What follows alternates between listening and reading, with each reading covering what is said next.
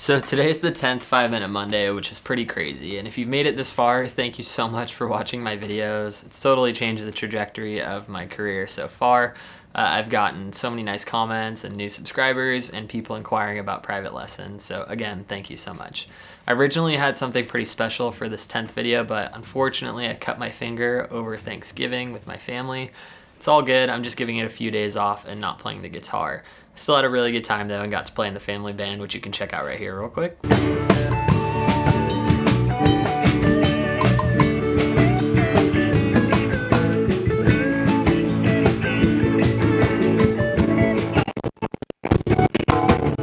If you came here for a guitar lesson with your guitar in hand, this isn't the lesson for you. Check out my playlist right here where I've uploaded a lot of lessons so far.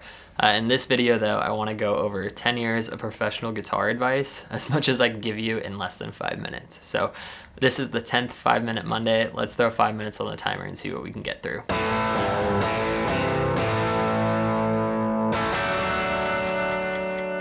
So the first piece of advice that I would give any guitar player trying to learn is to always learn the entire song. Don't just learn the intro riff that everybody knows or the hook that everybody knows.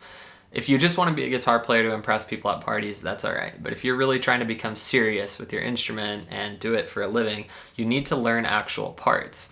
And the reason being, playing through a song is actually incredibly difficult. I would argue, and I think a lot of other professional musicians would argue, that improvising is sort of the easy part, but playing good parts and coming up with good parts on songs and playing those songs all the way through is incredibly difficult, and it's only a muscle that can be built if you learn an entire song.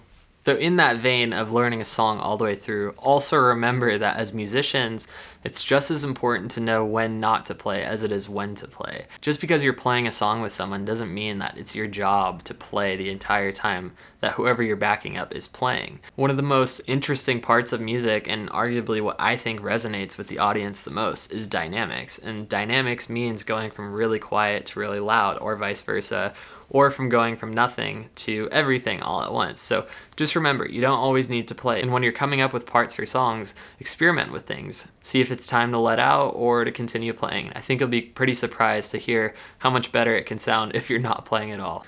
So the next piece of advice is to always bring extra gear to a gig or just anytime you're playing with other musicians. This is not sponsored by Mono, by the way, but these are the best bags on the market, and this is what I use to transport any guitar. I feel like I could throw my guitar off the roof with this thing and it'd be safe. But I haven't prepared this for the video. I'm just gonna go through what's in here right now. I don't have a gig coming up, but honestly, anything you can think of to make the gig better or help out someone else when you're playing with them, keep it in the bag. So for example, I have some spare strings that should be in a case. That's another way to cut your finger. I keep a cloth to keep my guitar clean. Got not one, but 2 spare slides.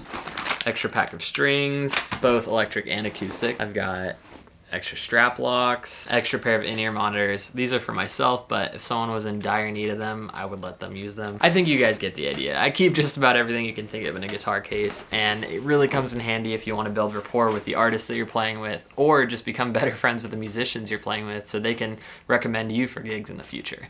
So the next piece of advice I would give you is to practice guitar standing up. And this is incredibly important, and I learned this early on when I started gigging, because when you're playing slouched over, the guitar is much closer to you while you're playing and your arms are bent in a different way. And as soon as you stand up, the guitar is in a different spot. So all of those things you've been practicing, all those licks and runs and scales, don't translate that same muscle memory that you had sitting down. So if you practice them standing up, it'll feel a lot better when the gig comes around and you'll be able to play that stuff. I vividly remember when I started gigging, not being able to play the stuff I had been practicing and felt like I knew very well, and all of that came back to the fact that I wasn't practicing standing up. So it's really important to do that.